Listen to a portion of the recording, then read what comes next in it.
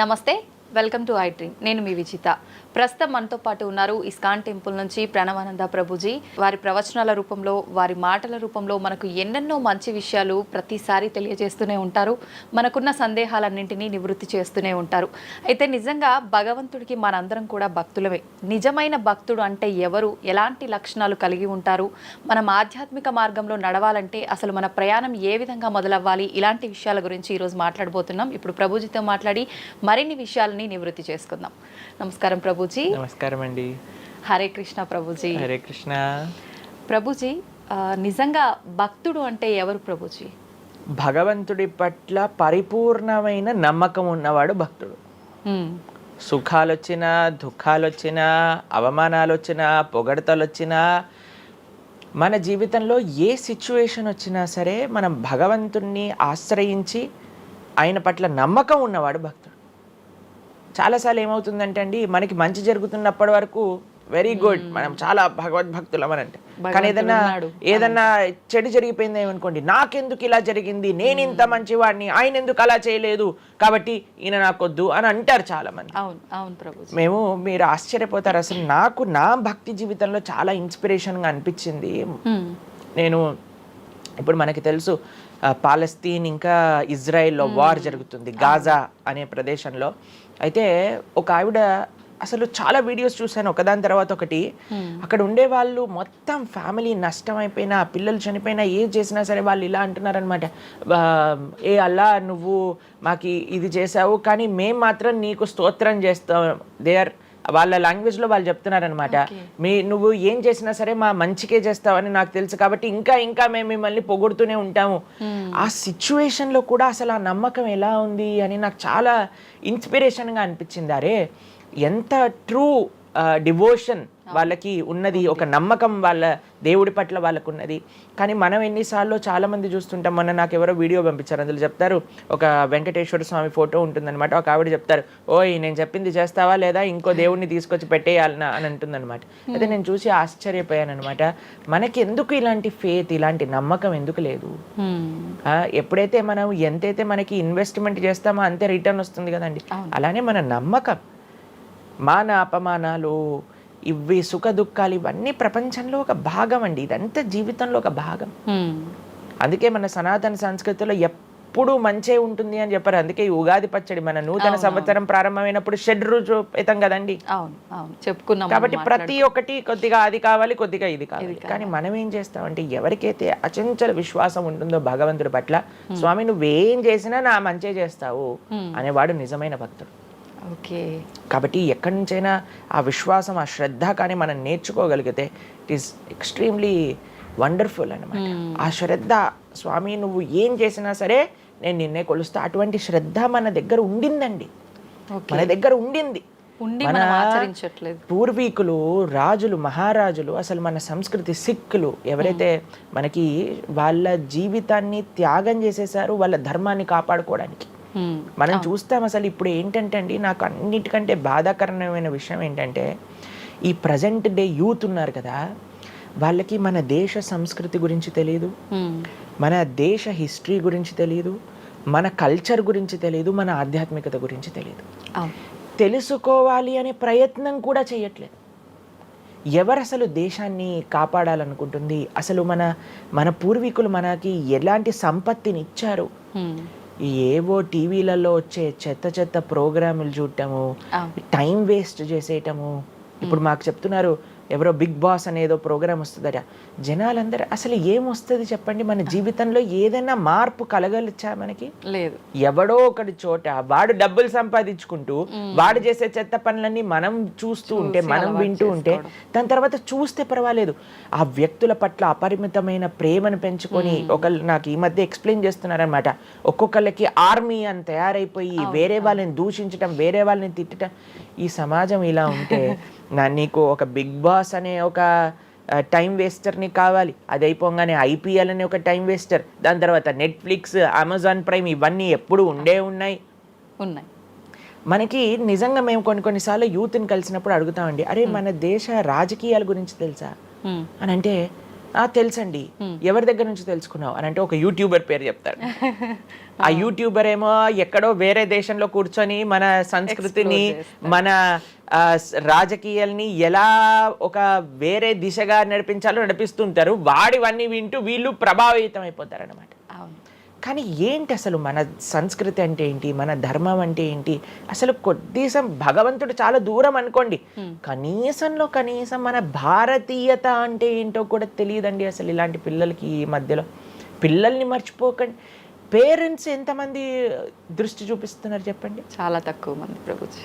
ఎప్పుడు చూడు ఏ సినిమాకి వెళ్దామా, ఏ సీరియల్ చూద్దామా, ఏ రియాలిటీ షో చూద్దామా, ఏ మూవీ సిరీస్ వెబ్ సిరీస్ కొత్తగా రిలీజ్ అయిందా, ఏ ఇన్స్టాగ్రామ్లో వీడియోస్ చూద్దామా, ఇలానే ఉండిపోతే మన దేశం ఎటు వెళ్తుంది, మన రాజ్యం ఎటు వెళ్తుంది, మన సంస్కృతి ఎటు వెళ్తుంది ఒకసారి చెప్పండి. కాబట్టి భక్తి అనేది ఒక ప్రస్తుత సమాజంలో అర్థం చేసుకోవటము అనేది ఎప్పుడైతే ప్రతి ఒక్కళ్ళు తమ దగ్గర ఉండే సమయాన్ని వెచ్చిస్తారో, ఎప్పుడైతే నేను తెలుసుకోవాలి అనే ఒక ఇచ్చ మనసులో ఉంటుందో అప్పుడు మాత్రమే తెలియపడే ఒక అద్భుతమైన జ్ఞానం అండి అది. తత్విద్ధి ప్రణిపాతేన పరిప్రశ్నేన సేవయా అని కృష్ణుడు భగవద్గీతలో చెప్పారు. ఆధ్యాత్మిక జ్ఞానం అంటే ఎలానో అలా తెలుసుకోలేమండి. దానికి సమయాన్ని వెచ్చించాలి, దానికి ఇంట్రెస్ట్ మన లోపల కలిగి సమయాన్ని తీసుకోవాలి. అరే మనకి బిగ్ బాస్ 210లో ఉన్నంత ఇంట్రెస్ట్ టైం, ఐపీఎల్ మ్యాచ్లలో చూడడానికి ఇంట్రెస్ట్ టైం, వెబ్ సిరీస్లు చూడడానికి ఉన్న ఇంట్రెస్ట్ టైం, ఒక గీతా భాగవతం వినడానికి మనం టైం పెడుతున్నామా? లేదు, అసలు అట్లాంటి ఆలోచనే రావట్లేదు కదా. మరి భక్తి అంటే ఏంటి, భగవంతుడు అంటే ఏంటి, భగవంతుడు మనకి ఏం చేస్తున్నాడు, ఇవన్నిటికీ సమయం వెచ్చించాలి కదండి. కాబట్టి అందుకే మనం ఎప్పుడు చెప్పేది, ఒక భక్తుడు అనేవాడు అన్నిటికంటే అదృష్టవంతుడు ఎవరికైతే భగవంతుడి యొక్క కృప అనుభవంలోకి వస్తుందో. అటువంటి అనుభవం కానీ మనం పొందాలి అని అనుకుంటే మనం సమయాన్ని కేటాయించాలి. ఇది చాలా ముఖ్యమైన విషయం. అయితే మనం ఆధ్యాత్మిక ప్రయాణం మొదలు పెట్టాలి అంటే ముందుగా చేయాల్సిన పని, మొట్టమొదటి అడుగు ఆధ్యాత్మిక ప్రయాణం ముందు పెట్టాలి అని అంటే ఇన్స్టాగ్రామ్, వాట్సాప్ని తగ్గించాలి. ఓకే. ఇంతకు ముందు ఏకాదశి, ఇప్పుడు రేపు ఏకాదశి ఉపవాసం అంటే నిర్జల ఉపవాసం అని లేదా ఫలాహార ఉపవాసం అని అలా చెప్తారు. కొన్ని సంవత్సరాలు అయిపోయాక ఉపవాసం అని అంటే కనీసం ఈ రోజైనా ఫోన్ చూడొద్దు అని చెప్పే రోజులు కూడా వస్తాయేమో అనిపిస్తుంది. ఎందుకంటే ప్రతిసారి కూడా అడిక్టెడ్ జనాలందరూ కూడా వాట్సాప్ వీడియోలు, స్టేటస్లు, ఇన్స్టాగ్రామ్, యూట్యూబ్, టీవీ వీటితో అడిక్ట్ అయిపోయి ఎంత సమయాన్ని వెచ్చిస్తున్నారు. అసలు మీరు అన్నట్టుగా జపం చేయడానికి అడుగురా అంటే జపం చేయడానికి సమయం లేదంటారు, వాట్సాప్ స్టేటస్ మాత్రం చూడడానికి సమయం ఉంటుంది. ఎంత విచిత్రం చెప్పండి. కాబట్టి మనము చాలా జాగ్రత్తగా మొట్టమొదటి అడుగు ఏంటి అని అంటే మనం చెయ్యకూడని విషయాలు పక్కన పెట్టడం. ఏంటి? అక్కర్లేని విషయాలు వినటం, అక్కర్లేని విషయాలు మాట్లాడటం, అక్కర్లేని విషయాల గురించి ఆలోచనలు చేయటం. వీటన్నిటిని పక్కన పెట్టి 4 నియమాలు చెప్పారండి మన శాస్త్రంలో భక్తిలో ముందుకెళ్ళడానికి, ధర్మ మార్గంలో ముందుకెళ్ళడానికి. మద్యం పానం శ్రియాసూన యథా అధర్మశ్చ చతుర్విధం అని భాగవతం చెప్తుంది. 4 రకములైన తప్పుడు అలవాట్లను మనం నిషేధన చెయ్యాలట. ఏంటి ఆ 4? మద్యము అని అంటే మద్యాన్ని సేవించటం, ఎనీ టైప్ ఆఫ్ ఇంటాక్సికేషన్ అని అనుకోండి, సిగరెట్లు కానీ, మందు కానీ, గుట్కా, మానిక్ చంద్, పాన్, ఇంకేమంటారు టొబాకో, ఇవన్నీ డ్రగ్స్, ఇవన్నీ అసలు చెప్తూ ఉంటే మిగతా ఎనీ కైండ్ ఆఫ్ ఇంటాక్సికేషన్ దీన్ని పక్కన పెట్టాలి. ఓకే. మనం భక్తి మార్గంలో ముందుకెళ్ళాలి అని అంటే చెప్తున్నాను. 2 మద్యం పానం శ్రియ అసూన. జూదము ఇంతకుముందు జూదం ఆడుతూ ఉండేవారు, మనకు తెలుసు పాచికలాట అని అనేవారు. మహాభారతంలో యుధిష్ఠిర మహారాజు గారు ఆడినప్పుడు ఏమైంది వాళ్ళ జీవితంలో మనందరికీ తెలుసు. ఎన్ని కష్టాలు పడాల్సి వచ్చింది, ఆస్తంతా వెళ్ళిపోవాల్సి వచ్చింది, అరణ్యానికి పాలవ్వాల్సి వచ్చింది. చాలా మంది అడుగుతారు ఎందుకు మహాభారతం యుధిష్ఠిరుడు ఆడాడు. ఆయన ఆడి చూపించారు, అయ్యా ఆడితే ఈ పని అవుతుంది. మనందరికి ఎగ్జాంపుల్ సెట్ చేయడానికి ఆయన చేశారు. సరే ఆయన చేసింది తప్ప కాదా, ఆయన ఏం అనుభవించారో తెలుసు కదండి. మనం ఎందుకు చెయ్యాలి ఆ పని? ఇప్పుడు జూదం యొక్క విపరీతమైన కాన్సిక్వెన్సెస్ తెలుసా అండి. ఇప్పుడు బెట్టింగ్ గేమ్లని, IPL మ్యాచెస్కి బెట్టింగ్స్ అని, లేదా ఏది వస్తే దానిపైన బెట్టింగ్లు పెట్టడం, అవి ఇవి ఎన్ని అప్లికేషన్స్ తయారైపోయి ఎన్ని ఒక యువతని ఒక తప్పుడు మార్గంలో పెట్టడానికి. అసలు మాకు అప్పుడప్పుడు మేము యూట్యూబ్ చూస్తాం కదండి ప్రవచనాలు వినడానికి, మా గురువు గారి ప్రవచనాలు వినడానికి మేము చూస్తుంటాం అనమాట. అప్పుడు వస్తుంది రమ్మీ సర్కిల్ అని యాడ్ వస్తుంది అనమాట. ఇప్పుడు పేరు చెప్తున్నారు ఎందుకు ప్రభుజీ అని మీరు అనుకోవచ్చు. ఎందుకంటే పెద్ద పెద్ద సినిమా యాక్టర్స్ వాళ్ళు ప్రమోట్ చేసేది రమ్మీ సర్కిల్ అని, మాణిక్ చంద్ కంపెనీస్ని, గుట్కాలని, తర్వాత ఏవైతే అన్హెల్దీ ప్రోడక్ట్స్ కోక్ ఇలాంటివి ఏవైతే సాఫ్ట్ డ్రింక్స్ కూల్ డ్రింక్స్ ఉంటాయో వాటిని మీరు ఒక్కసారి ఆలోచన చేయండి. వాళ్ళు నిజమైన శ్రేయోభిలాషులా మనకి ఒక్కసారి ఆలోచన చేస్తే మనకు అర్థమవుతుందండి. మొత్తం ఒక దగ్గర ప్రపంచం అంతా ఇవి తప్పు, ఇవి మీకు మంచిది కాదు అని మొత్తుకుంటుంటే మీరు ఎవరైతే మీరు హీరోయిన్ నా రోల్ మోడల్ అని అనుకుంటున్నారో వాడు మీకు నేర్పించేది ఏంటి అని అంటే, నువ్వు ఈ పేకాట ఆడు, నువ్వు గుట్కా తిను, నువ్వు కూల్ డ్రింక్ తాగు, నీ జీవితం ఏమైనా మాకు పర్వాలేదు. మేము ఎక్కడికి వెళ్ళినా నోరు నొప్పొచ్చేటట్టు అరిచి చెప్తున్నా, అయ్యా ఇవి మంచిది కాదు, మీరు మంచి మార్గంలో ఉండండి, ఆరోగ్యాన్ని జాగ్రత్తగా పెట్టుకోండి, మనసు జాగ్రత్తగా ఉండండి, ధర్మాన్ని ఆచరణ చేయండి అని మేము చెప్తుంటే, కానీ జనాలకి వీటిల్లో ఇంట్రెస్ట్ లేదు.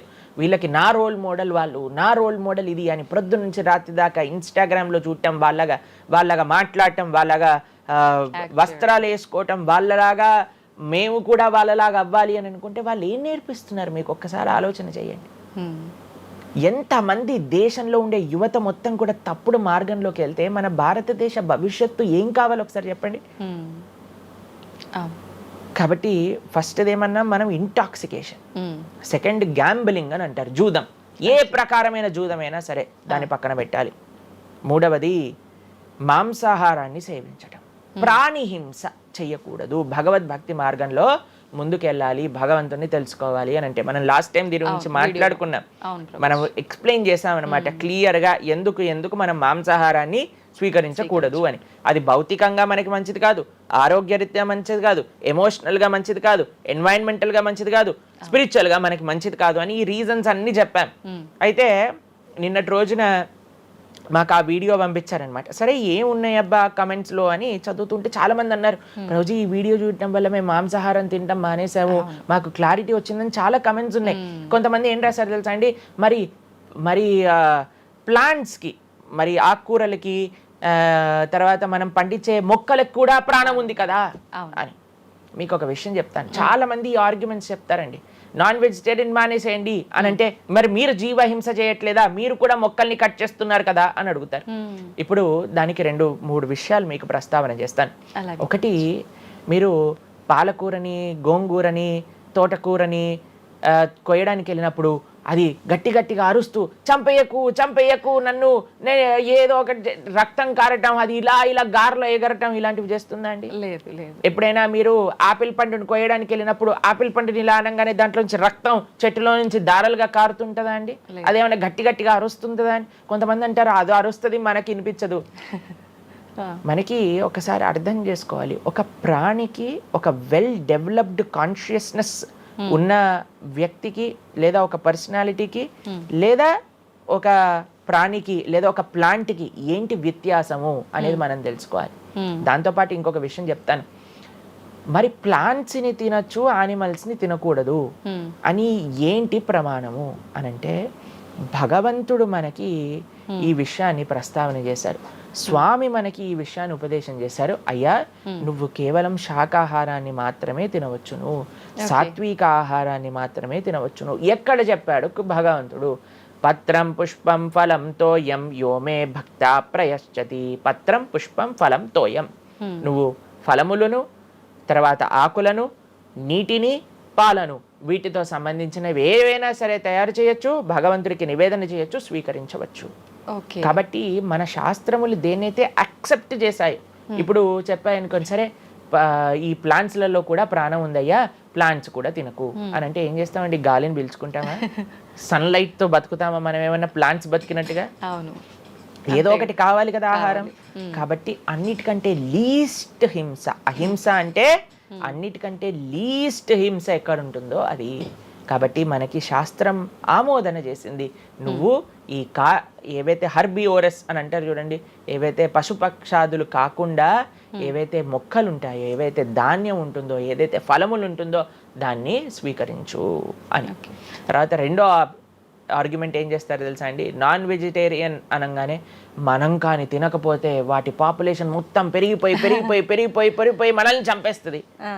అయ్యా, నువ్వొక్కడివి మారటం చేత ఏమీ అవ్వదు. అవును, మొత్తం మారిపోదు. ప్రపంచం ఎలా వెళ్తుందో కొంతమంది మూర్ఖులు ఉంటారు, ఎంత చెప్పినా మారని వాళ్ళు వాళ్ళ పని చేసుకొని ఇవ్వండి అంతే. భగవంతుడు బ్యాలెన్స్ ని తయారు చేశారండి, ఆ భగవంతుడు ఆ బ్యాలెన్స్ ని క్రియేట్ చేస్తారు. నువ్వు ఆ ధర్మాన్ని ఆచరించకుండా ఉండు. కాబట్టి 3 చూసాం ఏంటి, మద్యం, పానం, శ్రియ, సూన. ఒకటి intoxication, gambling, meet eating. Last Prabhuji ఒక చిన్న డౌట్, ఇప్పుడు మాంసాహారం తినొద్దు మన శాస్త్రంలో ఎక్కడ తినమని చెప్పలేదు అని అన్నారు కదా, మరి గ్రామ దేవతలకి కోళ్ళు, మేకలు ఇలాంటివన్నీ బలిస్తుంటారు కదా, మరి అది ఎక్కడ ఉంది అసలు? మీరు అమ్మవారిని జగన్మాత అని పిలుస్తారు తెలుసా? మీరు ఎప్పుడైనా అంటారా? అమ్మ అంటారు, అంతేనా? ఒక తల్లికి, ఒక తల్లితనంలో మీరు కూడా మదర్ కదండి, మీ పిల్లలకి ఏదైనా ఒక చిన్న బాధ కలిగితే మీరు ఓర్చుకోగలుగుతారా చెప్పండి? లేదు. అస్సలంటే అసలు అలాంటి ప్రస్తావనే తేయకూడదు ప్రభుజీ అని అంటారు. అవును, అంతేనా కదా? మరి జగన్మాత అని మనం అంటున్నప్పుడు ఆ జగత్తుకి తల్లి, జగత్తు మొత్తం అని అంటే ఆ పక్షి, ఆ ప్రాణి కూడా అదే జగత్తులో పుట్టిందే కదా, అంటే ఆ ప్రాణికి కూడా ఆవిడే కదా తల్లి. ఆ తల్లి ముందు మనం ఇలాంటి పనులు చేస్తే అమ్మకి నచ్చుతుందా నచ్చదా చెప్పండి? నచ్చదు. కాబట్టి ఇవన్నీ ఎక్కడొచ్చాయి అని అంటే మధ్యలో ఎక్కడో ఒక చోట కొన్ని తప్పుడు ఆచరణలన్నీ కూడా మన లోపలికి దూసుకొచ్చేసాయి అన్నమాట. కానీ బలి అనేది ఎప్పుడు ఇవ్వకూడదు. సాత్వికమైన ఆరాధన అన్నిటికంటే శ్రేష్టమైన ఆరాధన. ఈ బలులు ఇవ్వటం వీటన్నిటిని తామసీక ఆరాధన అని అంటారు. కాబట్టి మనము ఎంతైతే మీరు బలి అంటే ఏంటో తెలుసా అండి, ఏదో ఒకటి సమర్పణ చేయటము. సమర్పణ చేయటాన్ని, దాంట్లో ప్రాణిని సమర్పణ చేయటం కంటే మనకుండే అహంకారాన్ని సమర్పణ చేస్తే అమ్మవారు ఇంకా ఆనందిస్తారు. మన దగ్గర ఉండే దంభాన్ని సమర్పణ చేసేస్తే, బలిచ్చేస్తే ఇంకా ఆనందంగా ఉంటారు. దంభము అని అంటే గర్వం. ఓకే. అహంకారము, దంభము, ఈ రెండిట్లో వ్యత్యాసం ఏంటో తెలుసా అండి? గర్వము అని అంటే మనం చేసిన దానికి మనం గర్వపడ్డాం అనమాట, నేనే చేశాను, నా అంతటి వాడు లేడు. దంభము అంటే చెయ్యని దానికి కూడా గర్వపడడం. ఓకే. కాబట్టి మనకుండే అభిమానాన్ని, మనకుండే ఆ లోభాన్ని, వీటన్నిటిని అమ్మవారికి సమర్పణ చేయండి, ఇంకా మంచి, ఇంకా ఆనందిస్తారు. అందుకే మనం తల నీలాలు ఇస్తాం. చాలా మందికి తెలియదు అసలు దేవుడు ఏం చేసుకుంటాడండి మన జుట్టుని, డాండ్రఫ్ తోటి ఉన్న జుట్టుని. దేవుడికి ఎందుకు సమర్పణ చేయాలి మనం తల నీలాలు అని అంటే, అయ్యా నేను జుట్టు ఉంటే ఎప్పుడు కూడా ఇలా ఇలా ఇలా హెయిర్ స్టైలింగ్ చేసుకుంటూ నేనేదో చాలా హ్యాండ్సమ్ మ్యాన్, చాలా హ్యాండ్సమ్ ఉమెన్ అనుకుంటూ ఉంటారు కదా అందరు కూడా. అయ్యా, నా యొక్క ఆ సెల్ఫ్ కాన్షియస్నెస్ ని సమర్పణ చేస్తున్నా నీ దగ్గర. మనం గుడికి వెళ్ళి కొబ్బరికాయ కొడతాం. కొబ్బరికాయ ఎందుకు కొడతామండి? మనం కూడా అలాంటి హార్టెడ్ వ్యక్తులం అనమాట. మనకు కూడా ఆ గర్వంతో మనం కూడా అంత పైనుండే షెల్ ఉంటుంది కదా, ఎంత హార్డ్గా ఉంటుంది. కానీ ఎప్పుడైతే అది పలగొట్టేస్తామో అప్పుడు లోపల మంచి తీయటి నీరు మనకి దొరుకుతుంది. కొబ్బరి ఎంత స్వీట్గా ఉంటుంది, అది మనకు కలుగుతుంది. మన హృదయంలో ఆ సున్నితమైన భావాలు ఉన్నాయి, కానీ మనకుండే అజ్ఞానము, మనకుండే అహంకారం, మనకుండే అవిద్య దాన్ని ఆపేస్తుంది. అందుకే భగవంతుడి ముందు, స్వామి నీ ముందు నా అహంకారాన్ని సమర్పణ చేస్తున్నా అనే భావనతో మనం కొబ్బరికాయ కొట్టాలి. అంతేగాని కొబ్బరికాయ తీసుకెళ్ళి కొట్టేసి నేను ఈరోజు 108 కొబ్బరికాయలు కొట్టాను దేవుడి దగ్గర అనే అహంకారం వచ్చింది అనుకోండి, కొబ్బరికాయ కొట్టడమే వేస్ట్, ఫలితం లేదు. కాబట్టి మనందరం అర్థం చేసుకోవాలి అసలు ఏంటి భావన. బలి అని అంటే ప్రాణి బలి కాదయ్యా, నీ దగ్గర ఉండే చెడు గుణాలను బలి. కాబట్టి ఈ 3 విషయాలు అయిపోయి 4వ విషయం ఏదైతే మనం చేయకూడదో, ఇల్లిసిట్ సెక్స్ అని అంటారు, వ్యభిచారము అని అంటే పురుషులు స్త్రీలు పురుషులు. నిన్నే ఒకళ్ళు చెప్తున్నారు, ఒక టీవీలో ఒక న్యూస్ వచ్చిందట, one of the most famous యాక్టరో లేదా ఇంకెవరో వాళ్ళ హస్బెండ్ని వేరే స్త్రీలతో పాటు పట్టుకున్నారు అని మాకు ఒక న్యూస్ నిన్న ఒకళ్ళు చెప్తున్నారు అనమాట. అంటే వాళ్ళు ఏం చెప్పారంటే నాకు, ప్రభుజీ సమాజంలో ఇలాంటివి ఎన్నో కేసులు వస్తున్నాయి ప్రభుజీ, ఈ మధ్యలో న్యూస్లో ఇలాంటివి అయితే తరచుగా మనం చూస్తూ ఉన్నాము, కాబట్టి ఈ సమాజం ఎటువైపు వెళ్తుందో తెలియట్లేదు ప్రభుజీ అని అంటే మేము వాళ్ళకి చెప్పాం, సమాజాన్ని ఎందుకు ఇటువైపు నడుస్తుంది అని అంటే మనం చూపించే విషయాలు అలా ఉన్నాయి, చూపించే సినిమాలు అలా ఉన్నాయి, చూపించే సీరియల్ అలా ఉన్నాయి, చూపించే ఆదర్శమైన వ్యక్తులు అలా ఉన్నారు. మనం ఎవరైతే హీరోలు అనుకుంటున్నామో వాళ్ళు ప్రొద్దున లేస్తే విడాకులు తీసుకొని ఇంకొకరిని పెళ్లి చేసుకొని, విడాకులు తీసుకొని ఇంకొకరిని పెళ్లి చేసుకొని, ఇలాంటివి చూస్తుంటే మనం కూడా అది నార్మలైజ్ అయిపోయింది మన భారతీయ సంస్కృతిలో. కానీ ఎక్కడైతే ధర్మం ఉంటుందో, రాముడు ఆదర్శంగా ఉన్న వ్యక్తి ఎప్పుడు అలాంటి తప్పు చేయలేదండి. ఎందుకంటే రాముడు ఏకపత్ని వ్రతుడు. ఎంత కమిట్మెంట్ ఉండాలి భార్య పట్ల, భర్తకు కూడా అలానే అండి. ఇప్పుడు ఒకళ్ళు తప్పు అంటే, ఇప్పుడు చాలా మంది అనుకుంటారు ఇది ఎత్తి పురుషులకే వర్తించింది అని. పురుషులకు ఎంతైతే వర్తిస్తుందో అంతే స్త్రీలకు కూడా వర్తిస్తుంది, స్త్రీలకు ఎంతైతే వర్తిస్తుందో అంతే పురుషులకు కూడా వర్తిస్తుంది. కాబట్టి ఈ 4 చాలా జాగ్రత్తగా ఉండాలి. పరస్త్రీ సంఘము, పరపురుష సంఘం, వీటి నుంచి చాలా జాగ్రత్తగా ఉండాలి. ఈ 4 కానీ మనం ఆచరించగలిగితే మన జీవితంలో, చెయ్యకూడనివి 4, చెయ్యాల్సినవి 4. ఇప్పుడు మనం చెయ్యకూడనివి 4 గురించి విన్నాం కదా, చెయ్యాల్సిన 4 ఏంటో ఒక నిమిషంలో చెప్పేస్తా. మంచి భక్తుల యొక్క సాంగత్యం, మంచి పుస్తకాలు చదవటం, భగవన్నామాన్ని జపం చేయటం, మంచి ఆహారాన్ని స్వీకరించటం. ఈ 4 చేస్తే మనం డైరెక్ట్గా భగవంతుడి యొక్క శ్రీచరణాల దగ్గర ఉంటాం అనమాట. ఓకే, ఇవన్నీ జరగాలి అని అంటే మనం ఆధ్యాత్మికం వైపు మన మనసును మళ్ళించాలి. మనకి ఆధ్యాత్మికము అవసరము అని మనం తెలుసుకోవాలి. ఎప్పుడైతే తెలుసుకుంటామో మనం సమయాన్ని ఇవ్వగలుగుతాం. ఓకే ప్రభుజీ, జపం అని అంటుంటారు. నిజంగా జపం అంటే ఏంటి ప్రభుజీ? ఏ విధంగా జపం చేయాల్సి ఉంటుంది? జపము మనకి కలియుగంలో తరించడానికి మార్గం. కృతేయ ధ్యాయతో విష్ణుం త్రేతాయాం యజతోమకై ద్వాపరే పరిచర్యాయాం కలో తత్ హరికీర్తనం అని చెప్పారు. భగవంతుడి యొక్క నామ జపం అత్యంత శ్రేష్టమైనది. కృష్ణుడు భగవద్గీతలో ఏం చెప్తారో తెలుసా అండి? అన్నిటికంటే గొప్ప యజ్ఞం, యజ్ఞములలో నేను ఒక యజ్ఞాన్ని అని చెప్తారు. ఏ యజ్ఞం తెలుసా? యజ్ఞానాం జప యజ్ఞోస్మి అని భగవంతుడు చెప్తారు. అన్నిటికంటే గొప్ప యజ్ఞం జపం చేయడం అనమాట. ప్రతిరోజు జపం చేయాలి. మేము ప్రతిరోజు 2 గంటల పాటు జపం చేస్తాం ప్రొద్దున పూట. ఏంటి జపం చేయాలి? భగవన్నామాన్ని జపం చేయాలి.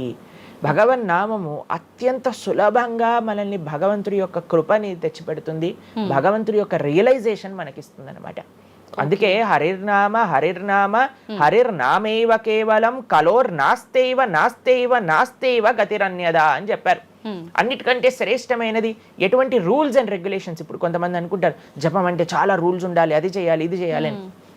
ఏం లేదు, చక్కగా శుచిగా ఉండండి, శుభ్రంగా ఉండండి, భగవంతుడి ముందు దీపం పెట్టండి, కూర్చోండి, ఒక జపమాల పట్టుకోండి. హరే కృష్ణ కృష్ణ కృష్ణ హరే హరే, హరే రామ రామ రామ హరే హరే. సింపుల్ మంత్రం, ఎవరైనా చేయొచ్చు, ఎటువంటి కాంప్లికేషన్స్ లేదు.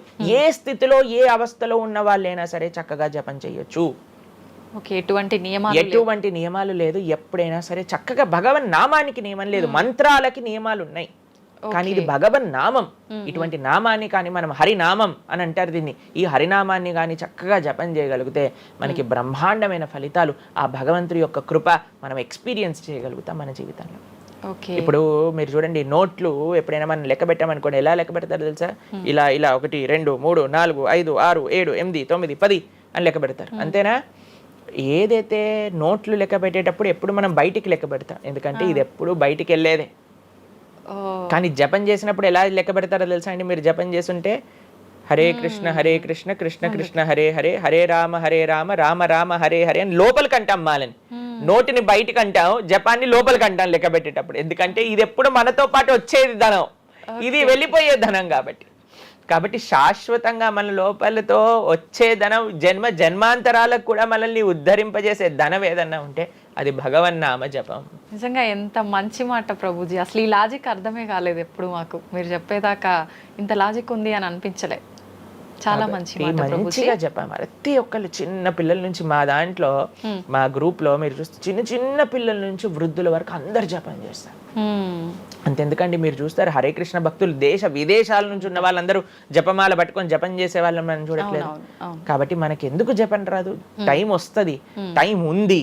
ఎక్కడెక్కడ టైం వేస్ట్ చేస్తున్నామో తెలుసుకుంటే ఎక్కడ దాన్ని యూటిలైజ్ చేయాలో తెలుస్తుంది. సమయంతో పని ఉందా ప్రభుజీ? ఏ సమయంలో అయినా చేసుకోవచ్చు, కానీ ప్రొద్దున పూట చేస్తే అత్యంత శ్రేష్టమైనది. ప్రొద్దున పూట మనం త్వరగా లేసి త్వరగా స్నానం చేసి త్వరగా జపం చేసుకోగలిగితే ఆ రోజంతా బ్రహ్మాండంగా ఉంటుంది. ధ్యానం కూడా చేస్తుంటారు చాలా మంది. జపానికి ధ్యానానికి వ్యత్యాసం ఏంటి ప్రభుజీ? మనము భగవన్నామ మంత్రాన్ని నామాన్ని జపం చేస్తూ భగవంతుడి గురించి ధ్యానం చేయాలి. ఓకే. ఇప్పుడు జస్ట్ ధ్యానం, చాలా మంది మాకు కంప్లైంట్ చేస్తుంది, ఇప్పుడు ఈ ధ్యానం చేస్తే మనసు నిలకడగా ఉండట్లేదు, మనసు ఎక్కడికి వెళ్ళిపోతుంది, అక్కర్లేని ఆలోచనలు వస్తున్నాయి. ఇప్పుడు చూడండి, పిల్లవాడు అటు ఇటు ఇటు అటు కదులుతున్నాడు అనుకోండి, ఇంట్లో ఏయ్ అనగానే సైలెంట్ అయిపోతారు. అలా మన మనసు కూడా అటు ఇటు ఇటు అటు కదులుతూ ఉంటుంది. కానీ ఎప్పుడైతే మనం మంత్రంతో ధ్యానం చేస్తామో అప్పుడు మనసు ఇలా వెళ్ళిపోయింది అనుకోండి పక్కకి, హరే కృష్ణ అనగానే ఆ మనసు వచ్చేస్తుంది, వామ్మో వీడు కాన్షియస్గా ఉండండి నేను అటు ఇటు వెళ్తుంటే. కాబట్టి మనసు కూడా మనం ఆ నామం పట్ల మనం ధ్యానం చేయొచ్చు. ఎప్పుడైతే మనం నామాన్ని మంచిగా జపం చేస్తామో ఆ నామంలోంచే భగవంతుడి యొక్క రూపం, గుణం, లీల అవన్నీ కూడా ప్రకాశితం అవుతాయి. కానీ ఫస్ట్ మనం ధ్యానం నామం పైన పెట్టాలి. మన ఉచ్చారణ కరెక్ట్గా ఉందా, మనం చక్కగా ఆ నామాన్ని వింటున్నామా, దీనిపైన ధ్యాస ఉండాలన్నమాట. నిజంగా చాలా మంది ధ్యానం చేసేటప్పుడు ఆ ఏకాగ్రత అనేది రావట్లేదు, ఎన్నిసార్లు ప్రయత్నించినా అంటుంటారు కదా ప్రభుజీ. ఏం చేయాలంటారు ఆ ఏకాగ్రత రావాలంటే? ప్రాక్టీస్ చేయాలి. అభ్యాసేనతు కౌంతేయ, అభ్యాసం చేయాలి. ఇదేదో చాలా మంది ఏం చేస్తారు తెలుసా అండి, ప్రభుజీ నేను 3 రోజుల నుంచి జపం చేస్తున్నా కానీ నాకు ఆ రుచి కలగట్లేదు. అయ్యా 300 కోట్ల జన్మలు తీసుకున్నాం మనము, ఆ జన్మాంతరాల్లో ఉండే వాసనలు ఉన్నాయి కదా, కొద్దిగైనా మనం సమయం ఇవ్వాలి భగవంతుడి యొక్క నామం. ఇప్పుడు మురికి పట్టిన ఒక క్లాత్ ఉందనుకోండి, ఇంకులో ముంచేసిన క్లాత్ ఉందనుకోండి, దాన్ని ఇచ్చాను అనుకోండి, ఇప్పుడు ఒక్క ఉతుకుల్లో పోతుందా ఇంకంతా? ఒక ఉతుకు తర్వాత ఇంకో ఉతుకు తర్వాత ఇంకో కొద్దిగా వెళ్తూ ఉంటుంది, కొద్దిగా వెళ్తూ ఉంటుంది. కొన్నిసార్లు మనకి ఫస్ట్ 3-4 వాషెస్లో తెలియదు అసలు పోయిందా లేదా. పోతుంది కానీ మనకంత ఎవిడెంట్గా కనిపించదు. కానీ 10, 15, 20, 30 సార్లు అయ్యాక తెలుస్తుంది. 100 సార్లు అయ్యాక మళ్ళీ మనకి తెల్లగా ఆ క్లాత్ బయటికి వచ్చేస్తుంది. అలానే మనం కూడా ప్రయత్నం చేస్తూ ఉండాలి. ఎన్ని జన్మలు మనం మాయకి ఇచ్చేసి ఒక జన్మలో 3 రోజులు మనం భగవన్నామాన్ని జపం చేసి ఇప్పుడు నాకేం కలగలేదు అని అంటే ఎలా చెప్పండి? ఆ నిష్ఠ, సిన్సియారిటీ ఇవ్వాలి టైం మనకి. ఎలాగైతే మీరు టైం దీనికి ఇచ్చారో అలానే టైం భగవంతుడు కూడా ఇవ్వాలి. తప్పకుండా ఆ ప్రాసెస్లో తప్పులేదు. మన సిన్సియారిటీ ఎంత సిన్సియర్గా మనం చేస్తే అంత తొందరగా మనకు కృప అనేది లభిస్తుంది. ఓకే ప్రభుజీ, పునర్జన్మలు అని అంటుంటారు. పునర్జన్మలు ఉంటాయా? ఇందాక మీరు చెప్పినట్టు ఎన్నో జన్మల వాసనలు మనకి జన్మలో కూడా అవి ఉంటాయి అని చెప్పన్నారు కదా, ఆ వాసనలకు సంబంధించిన ఆ లైఫ్ని మళ్ళీ ఈ జన్మలో మనం అనుభవిస్తామా? తప్పకుండా. మీరు అంతెందుకండి, మీరే ఎన్నోసార్లు మీ జీవితంలో కొంతమందిని కలిసి ఉంటారు. వాళ్ళు చెప్తారు ఇది ఈ జన్మలోంచి కాదు, పక్కా వీడి పోయిన జన్మలోదే ఈ లక్షణం. ఎందుకంటే చాలా మంది అంటారు మా ఇంట్లో ఎవరండి ఇలా ఉండరండి కానీ వీడికొక్కటే ఈ గుణం వచ్చింది అని అంటూ ఉంటారు. మనం చాలాసార్లు చూస్తాం చిన్న పిల్లలకి వాళ్ళకి మనకు నేర్పించకుండానే ఒక టాలెంట్ వచ్చేస్తుంది. వాళ్ళు ఆ విధంగా నేను మొన్న బృందావనం వెళ్ళినప్పుడు మేము చూసాము, అక్కడ చిన్న పిల్లవాడండి, నాకు తెలిసి 3-4 సంవత్సరాలు ఉంటాయి, 250 కంటే ఎక్కువ ట్యూన్లలో హరే కృష్ణ మంత్రాన్ని పాడుతున్నాడు ఆయన. వాళ్ళ పేరెంట్స్ని అడిగాం, అయ్యా ఎలా నచ్చింది? ప్రభుజీ మేమేం తెలియదు ప్రభుజీ, చిన్నప్పటి నుంచి హార్మోనియం దగ్గరికి వెళ్ళి టిక్ టిక్ టిక్ టిక్ అనేవాడు, వాడే పాడుతున్నాడు, వాడికి మొత్తం హార్మోనియం ఎవ్వరు నేర్పించలేదు, వాడే పాడుతున్నాడు అని. అలా ఎన్నో. మీరు డాక్టర్ ఐన్ స్టీవెన్సన్, మీరందరూ ఇంటర్నెట్ ఉంది కదా, మీ అందరికి ఫోన్లు ఉన్నాయి కదా, డాక్టర్ ఐన్ స్టీవెన్సన్ అని నొక్కండి. 2500 కంటే ఎక్కువ కేసుల పైన ఆయన రీసెర్చ్ చేశారు. రీఇన్కార్నేషన్, పునర్జన్మ కలిగిన కేసెస్లో అనమాట. కాబట్టి మీరు జస్ట్ రీఇన్కార్నేషన్ కేసెస్ అని మీరు యూట్యూబ్లో టైప్ చేస్తే ఎన్నో వస్తాయి మీకు. కాబట్టి పునర్జన్మ ఉన్నది. పునర్జన్మ సిద్ధాంతాన్ని ప్రస్తావన చేసి వాటిని నమ్మకం ఉన్న వాళ్ళే సనాతన ధర్మానికి సంబంధించిన వాళ్ళు అనమాట. కాబట్టి ఏది కూడా మనకి స్పాంటేనియస్గా రాదు, అంతా కూడా కర్మ, what ever we do that comes around అనమాట. కాబట్టి ఈ పునర్జన్మ సిద్ధాంతం అనేది తప్పకుండా ఉన్నది. పునర్జన్మ ఉంటుంది, జన్మాంతరాల వాసనలు అనేవి ఉంటాయి. ఎప్పుడైతే మనం ఆధ్యాత్మిక సాధన, ఎప్పుడైతే మనం భగవద్భక్తి చేస్తామో ఆ వాసనలన్నీ కూడా తొలగిపోతాయి. మనం చక్కగా మంచి ధార్మికమైన వ్యక్తిలా మనం మళ్ళీ మారచ్చు అనమాట. ప్రభుజీ, పునర్జన్మ ఉంటుంది అని అనుకున్నాం మనం. అయితే పునర్జన్మ అంటే అంతకుముందు జన్మకు సంబంధించిన పాపం పుణ్యం ప్రతి ఒక్క దాని ప్రభావం ఈ జన్మలో ఉంటుందంటారా ప్రభుజీ? తప్పకుండా. చాలా మంది అంటారు ప్రభుజీ వాళ్ళు ఇంత పిచ్చి వాళ్ళు కానీ ఇంత ఆనందం ఎందుకు వస్తుంది అని అంటే, వాళ్ళు గత జన్మలో చేసిన పుణ్యం ఇప్పుడు వాళ్ళకి వస్తుంది, ఈ జన్మలో చేసే పాపం మళ్ళీ వస్తుంది. ఎవరు కూడా ఎస్కేప్ అవ్వలేరండి. ఇప్పుడు మీరు అనుకుంటున్నారు మనం బాధపడుతున్నాం, గత జన్మలో చేసిన పాపాన్ని ఇప్పుడు మనం అనుభవిస్తున్నాం, ఇప్పుడు మేము మంచి వాళ్ళం ప్రభుజీ, మీకు కూడా వస్తుంది ఆ ఛాన్స్. ఓకే. కాబట్టి ఈ కర్మ సిస్టమ్ ఏదైతే భగవంతుడు ఇది చేశారో దాని నుంచి ఎవ్వరు ఎస్కేప్ కాలేరు. ఆయన సిస్టమ్ చాలా పక్కా. ఇక్కడ ఉండే మనం అప్పుడప్పుడు ట్రాఫిక్ సిగ్నల్ ని దాటేసి ట్రాఫిక్ పోలీస్ నుంచి ఎస్కేప్ అవ్వచ్చు, కానీ భగవంతుడి యొక్క రేడార్ నుంచి ఎస్కేప్ అవ్వలేదన్నమాట. ఎందుకంటే ఆయన హృదయంలో ఉండే కదా అన్ని నోట్ డౌన్ చేసుకునేది. కాబట్టి తప్పకుండా గత జన్మ పుణ్యము గత జన్మ పాప ఫలితాలు ఈ జన్మలో అనుభవించాల్సిందే. చాలా మంది మమ్మల్ని అడుగుతారు, ప్రభుజీ నరకానికి తీసుకెళ్తారు కదా. ఆ నరకానికి తీసుకెళ్తారు, మరి నరకంలోనే అంత అయిపోగొడితే మళ్ళీ ఈ జన్మలో ఇవ్వటం ఎందుకు? ఇన్స్టాల్మెంట్లో వస్తాయి, ఈఎంఐస్ కింద కట్టాల్సి వస్తుంది అనమాట మన ఫలితాన్ని. కొద్దిగా నరకంలో, కొద్దిగా ఈ జన్మలో, మళ్ళీ వచ్చే జన్మ. ఒకటేసారి ఆ యొక్క ఫలితాన్ని కానీ ఇచ్చేస్తే మనం తట్టుకోలేము. కాబట్టి భగవంతుడి యొక్క కృప నిజంగా చెప్పాలంటే ఇన్స్టాల్మెంట్స్ లో వచ్చేది. ఓకే. ఇప్పుడు చూడండి, ఒకసారి 10 కోట్లు కట్టాలి అంటే అది ఈజీయా, లేదా ఇన్స్టాల్మెంట్ లో కట్టాలంటే ఈజీయా? అందుకే కదండి అందరు ఈఎంఐలు కావాలండి. అలానే పుణ్యం, అలానే పాపం కూడా. కొద్దిగా స్వర్గంలో అనుభవించు, కొద్దిగా ఇప్పుడు అనుభవించు, మళ్ళీ నెక్స్ట్ జన్మలో అనుభవించు.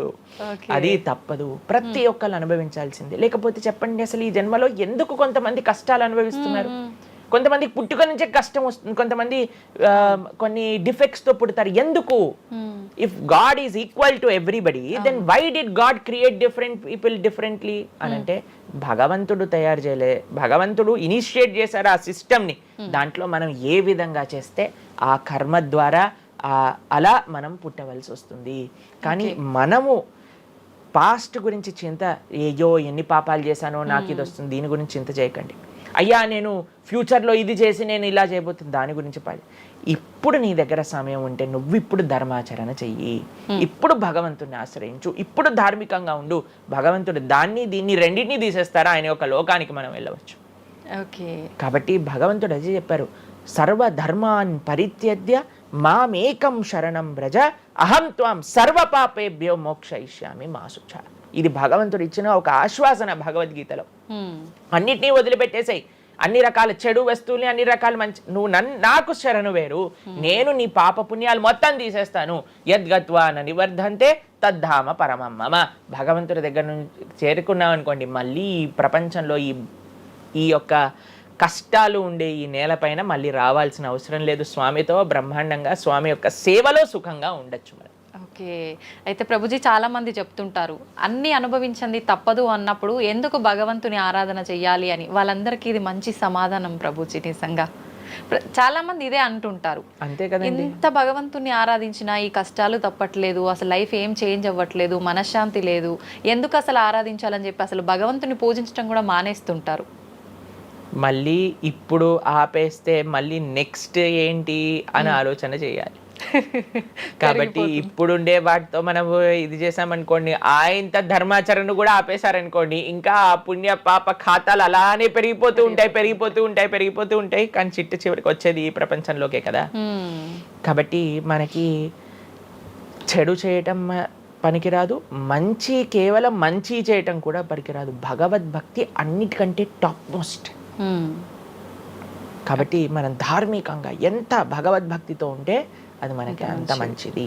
ఓకే ప్రభుజీ, కర్మ సిద్ధాంతం అన్నారు కదా, అసలు కర్మ సిద్ధాంతం అంటే ఏంటి ప్రభుజీ? ఏం చెప్తోంది అసలు? మనం చెయ్యంది మనకి రాదు, మనం చేసింది తప్పకుండా మనకు వస్తుంది. ఇదే కర్మ సిద్ధాంతం.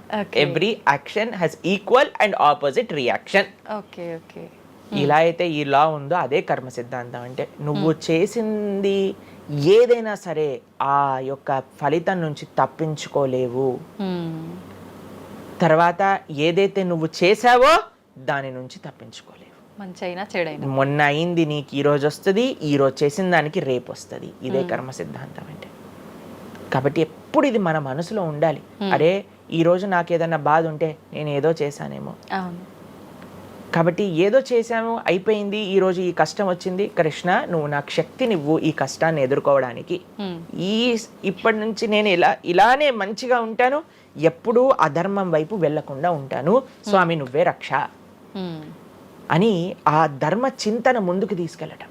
ఇప్పుడు కానీ మనం ఆ ధర్మ సంకల్పం చేసుకుంటండి, రేపటి రోజున మరి చాలా మంది రేపు ఎవరు చూసారో లేదో, అయ్యా రేపు ఎవరు చూసారో లేదో అని కానీ మీ పిల్లవాడు చెప్పి నేను ఇప్పుడు కష్టపడను, రేపు నాకు ర్యాంక్ వచ్చాక నాకు ప్లేస్మెంట్ వస్తుందో లేదో నాకేం గ్యారంటీ ఉంది కాబట్టి నేను చదవను అన్నాడు అనుకోండి, ఏం చెప్తారు మీరు?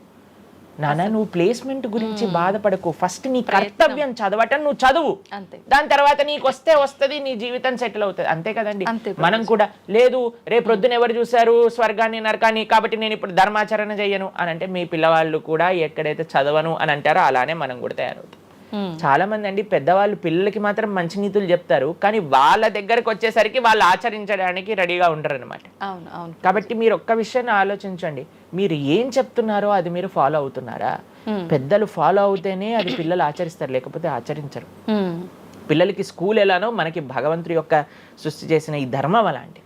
కాబట్టి ఈ రెండిట్లో మనం చాలా జాగ్రత్తగా ఉండాలి. ప్రభుజీ, చాలా మంది ఏ పని చేయాలన్నా కూడా ముందు వెనుక ఆలోచించి ప్రతిదీ జ్యోతిష్యాన్ని పట్టి దాని ప్రకారంగానే పనులు చేస్తూ ఉంటారు. నిజంగా జ్యోతిష్యాన్ని నమ్మొచ్చు అంటారా? జ్యోతిష్యం 100% కరెక్టే, కానీ జ్యోతిష్యాన్ని నువ్వెంత సీరియస్గా తీసుకోవాలి అది ఆలోచించాల్సిన విషయం. జ్యోతిష్య శాస్త్రం అది, శాస్త్రం ఎప్పుడూ కూడా కరెక్టే, కానీ మనకి ఎంత అవసరం అది. ప్రతిరోజు ప్రొద్దున లేవంగానే రాశి ఫలాలు ఏమైపోయాయి అని కొంతమంది చదువుతూ ఉంటారు. ప్రతి చిన్న విషయానికి ఈ రోజు ఏమైంది, ఈ రోజు ఎలా ఉంది, ఆ రోజు ఎలా ఉంది, సండే పేపర్లో వచ్చింది, ఇంకా ఈ వారం ఎలా ఉండబోతుంది, ఇవన్నీ నీకు అవసరం లేదయ్యా. నువ్వు ధర్మాచరణ చెయ్యి, భగవంతుడి పట్ల నమ్మకం పెట్టుకో, ఆయన చూసుకుంటాడు. భక్తులు ఎవరు కూడా అలాంటి విషయాలని సీరియస్గా తీసుకోరండి. ఎందుకంటే బృందావనంలో ఒక భక్తులు ఉన్నారనమాట. ఆయన అంటారు, మొత్తం అన్ని గ్రహాలు నీకు అనుకూలంగా ఉండి నువ్వు కృష్ణ భక్తుడివి కానీ అవ్వకపోతే అన్ని గ్రహాలు అనుకూలంగా ఉండి నీకేం లాభం. తర్వాత అంటాడు, అన్ని గ్రహాలు ప్రతికూలంగా ఉండి కానీ నువ్వు కృష్ణ భక్తుడు అయితే ఏవి నిన్ను ఏం చేయలేవు. ఎందుకంటే భగవంతుడు అలాంటి రక్షణ ఇస్తాడనమాట. మనకి భగవంతుడి దగ్గర ఆ శక్తి ఉన్నది. కాబట్టి మనము దేన్ని ఎంత సీరియస్గా తీసుకోవాలి? మనకి కావాల్సినది ఆధ్యాత్మికత, భక్తి. భగవంతుడి గురించి విన్నామా, భాగవత రామాయణాదులు శ్రవణం చేశామా, స్వామికి ఆరాధన చేసుకున్నామా, ఆలయానికి వెళ్ళామా, గోసేవ చేశామా, ధార్మికంగా ఉన్నామా, ఎవరికి ఏం చెడు చేయలేదా, మంచి అందరి గురించి కూడా మంచి ఆలోచిస్తున్నామా, ఒకళ్ళతో మంచిగా మాట్లాడుతున్నామా, ఎవరికి చెడు చేయట్లేదా, ఇంతవరకు నీ ఆలోచన ఉంటే సరిపోతుందండి. ఈ ధర్మచింతన మనకు కావాలి, అంతేకాని ఏమవుతుంది, నా రాసి ఏంటి, ఇదేంటి. ఇప్పుడు అంత పిచ్చి జనాలకి ఎలా పెరిగిపోయిందంటే, ఒకళ్ళు అంటారు ఈ ఉంగరం పెట్టుకోమంటారు, ఒకళ్ళు అంటారు ఇలా నీ పేరు రాయి అంటారు, ఒకళ్ళు అంటారు నీ పేరులో ఏ ఏ ఏ ఏ ఎక్స్ట్రా రాయమంటారు. ఇవన్నీ ఏంటి మారిపోయాయి? ఇవన్నీ మార్చుకొని నీ ఆచరణ కానీ మారకపోతే, నీ థింకింగ్ కానీ మారకపోతే, నీ ధర్మం పట్ల ఉండే అనిరుక్తి కానీ పెరగకపోతే ఇవన్నీ చేసి ఏం లాభం? కాబట్టి మనం ఎసెన్స్ ఆఫ్ ధర్మ భగవంతుడి ఆరాధన. సవై పుంసాం పరో ధర్మో యతో భక్తిర్ అదోక్షజే. అటువంటి స్వామిని ఆశ్రయించడంలో మన టైం పెట్టాలి, కానీ ఇలాంటి చిన్న చిన్నవి చూసుకోవటం, వీటి కోసం మనం సమయాన్ని వేస్ట్ చేసుకోవటం మంచిది కాదు. జ్యోతిష్యం కరెక్టా? 100% కరెక్ట్. నీకెంత కావాలి అది నువ్వు ఆలోచన చేసుకో. పెళ్లి చేసుకోవాలి, గృహ ప్రవేశం చేసుకోవాలి, ఏదైనా పెద్ద పెద్ద ఉంటే అప్పుడు మీరు చూడాలి ముహూర్తం, వివాహం చేసుకోవటం కానీ లేదా ఏమంటాం మన గృహ ప్రవేశాది పెద్ద పెద్ద కార్యములకి చూసుకోవాలి. ప్రతిరోజు, ప్రతి క్షణం, ప్రతి వారం, ప్రతి నెల. చాలా మందికి పొద్దున్నే చూడండి అసలు రోజు గడవదు. ఇలాంటి పిచ్చి పనులు ఆపాలి. ఫస్ట్ ప్రొద్దున పూట లేచి భగవంతుడి దగ్గరికి వెళ్ళి భగవంతుడికి నమస్కారం చేసి జపం చేసుకొని ధ్యానం చేసుకొని ఆలయానికి వెళ్ళి దర్శనం చేసుకొని భగవత్ చింతనలో ఉండండి. రోజులో ఏ కష్టం వస్తుందో దాన్ని ఎలా ఎదుర్కోగలో ఆ శక్తిని వస్తుంది. అంతేగాని ఏమున్నాయి రాశి ఫలాలు చదవటం వల్ల ఏం అవ్వదండి. కాబట్టి సొల్యూషన్ పైన కాన్సన్ట్రేట్ చేయండి, ప్రాబ్లం కోసం విశ్లేషణ చేయకూడదు. ఓకే ప్రభుజీ, చాలామంది ఇంట్లో నెగిటివ్ ఎనర్జీస్ ఉన్నాయి, దయ్యాలు తిరుగుతున్నాయి, లేదంటే ఎవరైనా ఒక పర్సన్కి దయ్యం పట్టింది అని చెప్పి చాలామంది ఎవరు ఇట్లా పంతుళ్ళు అట్లాంటి వాళ్ళ దగ్గరికి, మాంత్రికుల దగ్గరికి తీసుకెళ్ళడము, వాళ్ళు వదిలిస్తారని చెప్పటము, ఆ దయ్యం వీళ్ళని చాలా పీడిస్తుంది అని చెప్పడం, ఇలాంటివి చాలా వింటుంటాము సహజంగా. ఇదంతా నిజమే అంటారా ప్రభుజీ? అసలు దయ్యాలు అనేవి ఉన్నాయంటారా? ఆత్మలు, దయ్యాలు ఇవన్నీ ఉన్నాయండి, అది లేవు అని చెప్పలేము. ఉన్నాయి, తప్పకుండా. ఎలా అయితే మీరు నెగిటివ్ ఎనర్జీ అంటారు కదా, నెగిటివ్ ఎనర్జీ ఎక్కడికి వస్తుందో తెలుసా అండి? నెగిటివ్ పీపుల్ దగ్గరికి వస్తుంది. ఎవరైతే ఎమోషనల్గా, ఎవరైతే స్పిరిచువల్గా, ఎవరైతే ఫిజికల్గా వర్నలబుల్గా ఉంటారో వాళ్ళ దగ్గరికి వస్తుంది. ఎవరైతే ఇంట్లో భగవద్ ఆరాధన ఉండదో, పూజ రూమ్లో ఏమీ లేకుండా చాలామంది ఇప్పుడు మాకు చాలా విచిత్రం అనిపిస్తుంది కొన్నిసార్లు. మాకు ఈ ఇంటర్నెట్లో వీడియో చూసినప్పుడు వీళ్ళు చర్చ్లో ఉండే వాళ్ళందరూ దయ్యాలను వదిలిస్తూ ఉంటారనమాట. మాకు చాలా ఆశ్చర్యం ఏంటంటే వీళ్ళకే ఎందుకు దయ్యాలు పడుతున్నాయి అని. కాబట్టి ఎందుకు దయ్యాలు ఎవరైనా పర్సనాలిటీస్లోకి వెళ్తాయో తెలుసండి? ఎవరైతే క్లీన్లీనెస్ మెయింటైన్ చేయరో, ఓకే, ఎవరైతే సమయానికి స్నానం చేయటం కానీ, సమయానికి శుచిగా శుభ్రంగా ఇల్లు శుభ్రంగా ఉంచుకోవటం కానీ, దేవాలయంలో భగవంతుడి యొక్క మూర్తులకి చక్కగా ఆరాధన చేసి ధూపం, దీపం, నైవేద్యం, తోరణం, ఉత్సవాలు, పండగలు, యజ్ఞాది యాగాదులు ఇవన్నీ ఉన్న చోట ఎప్పటికీ నెగిటివ్ ఎనర్జీ అనేది ప్రవేశించలేదు. ఓకే. కానీ ఎక్కడైతే జనాలు డిమ్గా, డల్గా, ఎటువంటి వైబ్రెన్స్ లేకుండా ఎప్పుడు ఎమోషనల్ వర్నలబుల్గా బాధల్లో ఉంటూ, ఏ ఆధ్యాత్మికంగా లేకుండా, ఇల్లంతా గందరగోళంగా చెత్త చెదారంతో, ఎప్పుడైనా సరే ఫ్రెష్ ఫుడ్ కాకుండా స్టేల్ ఫుడ్, బయట సోర్స్ తెలియని ఫుడ్ వాటిని తినటం వల్ల అలాంటి మెంటాలిటీస్, అలాంటి నెగిటివ్ ఎనర్జీ ఈజీగా ఇటువంటి నెగిటివ్ ఎన్వైరన్మెంట్లోకి వచ్చేస్తుంది అనమాట. ఓకే. కానీ ఎప్పుడైతే మనం వైబ్రెంట్గా భగవన్నామ చక్కగా బొట్టు పెట్టుకొని, చక్కగా మంచిగా సాంప్రదాయంగా రెడీ అయ్యి, చీర సాంప్రదాయం, మన సాంప్రదాయం మన చీర అండి. భారతీయత మగవాళ్ళైతే ధోతి కుర్తా ఇంతకుముందు ఉండేది, శిఖ. ఎంత చక్కగా బొట్టు పెట్టుకొని చక్కగా అలంకరణ చేసుకొని ఇంట్లోకి వెళ్ళంగానే అసలు ఆ ధూపం యొక్క సువాసన వచ్చి చక్కగా పసుపచ్చతో మన గడప నుంచి స్టార్ట్ చేస్తే పైన తోరణం, కింద ముగ్గులు. అసలు ఒక సనాతన సాంప్రదాయం, ఒక హిందూ యొక్క ఇంటికి వెళ్తే ఏ దయ్యం అలాంటి ఇంట్లోకి వెళ్ళగలుగుతుంది చెప్పండి? మన సినిమాలలో మీరు చూసి ఉంటారు, దయ్యాలు ఎక్కడుంటాయి? పాతబడ్డ బంగ్లాలలో, ఎక్కడో క్లోజ్ చేసిన గెస్ట్ హౌస్లలో ఉంటాయి, అంతేనా? నిజం ప్రభుజీ. ఏదైనా దేవాలయంలో దయ్యం ఉండటం మీరు చూసారా ఎక్కడైనా? ఎందుకు ఉండదు? ఎందుకంటే అక్కడ భగవద్ ఆరాధన జరుగుతుంది కాబట్టి. ఏ ఇంట్లో అయితే నిరంతర భగవద్ ఆరాధన ఉంటుందో, ఏ ఇల్లు అయితే వైబ్రెన్స్ గా ఇంటి బయట ముగ్గు నుంచి ప్రారంభమై ఇంటి లోపల దేవాలయంలో దీపము నిరంతరము కూడా ఉంటుందో, భగవద్ ఆరాధన జరుగుతుందో, భగవన్నామ జపం జరుగుతుందో, శాస్త్రాన్ని పారాయణ చేస్తున్న విష్ణు సహస్రనామం, హరే కృష్ణ మహామంత్ర కీర్తన, యజ్ఞము, యాగము, ఉత్సవాలు చేస్తూ, అటువంటి ఇంట్లో అటువంటి వ్యక్తులకి ఎప్పుడూ రాలేదండి. ఎవరైతే తన నుదిటిన తిలకాన్ని అలంకరణ చేసుకొని చక్కగా సాంప్రదాయంగా ఉంటారో, శుచి శుభ్రత పాటిస్తారో, చక్కగా ఆలయానికి వెళ్ళి గోసేవ, చెప్పండి అలాంటి వాళ్ళకి ఎప్పుడైనా ఇలాంటి నెగిటివ్ ఎనర్జీ అటాక్ అవుతుందా అంటే అస్సలు కాదు. ఎవరైతే గ్లూమీగా, డిప్రెస్డ్గా, ఏం లేకుండా ఏ వస్త్రాలు పడితే ఆ వస్త్రాలు వేసుకోవటం, దేవుడు కొంతమంది ఆలయంలోకి వెళ్ళామనుకోండి, ఇంట్లో పూజ రూమ్లోకి వెళ్ళామనుకోండి, పండగ నుంచి పండగ మాత్రమే దీపం పెడతారు, లేదా అస్సలు ఆ పూలు అలానే ఉంటాయి 15-20 రోజుల వరకు. అవును ప్రభు. అలాంటి ఇంట్లలో నెగిటివ్ ఎనర్జీ రాకపోతే ఇంకేమొస్తుంది చెప్పండి? కాబట్టి నెగిటివ్ ఎనర్జీ ఉందా? ఈ దయ్యాలు, ఆత్మలు ఉన్నాయా? ఉన్నాయి.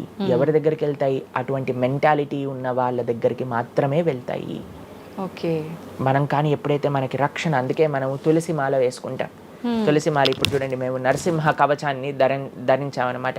ఇవన్నీ నరసింహ ఆరాధన, నరసింహ కవచాన్ని ఎప్పుడైతే మనం చేస్తామో, ఎప్పుడైతే మనం భగవన్నామ స్మరణ చేస్తామో, తులసి మాల ధరించాలి. తులసి మాల చాలా మంది ఇప్పుడు ధరిస్తున్నారు, కానీ నియమాలను పాటించట్లేదు. ఏంటి నియమాలు? తులసి మాల వేయాలి అని అంటే మనము భగవత్ ప్రసాదాన్ని మాత్రమే నైవేదన చేసి తీసుకోవాలి, మాంసాహారాన్ని తినకూడదు, ఎల్లిపాయలు ముట్టుకోకూడదు.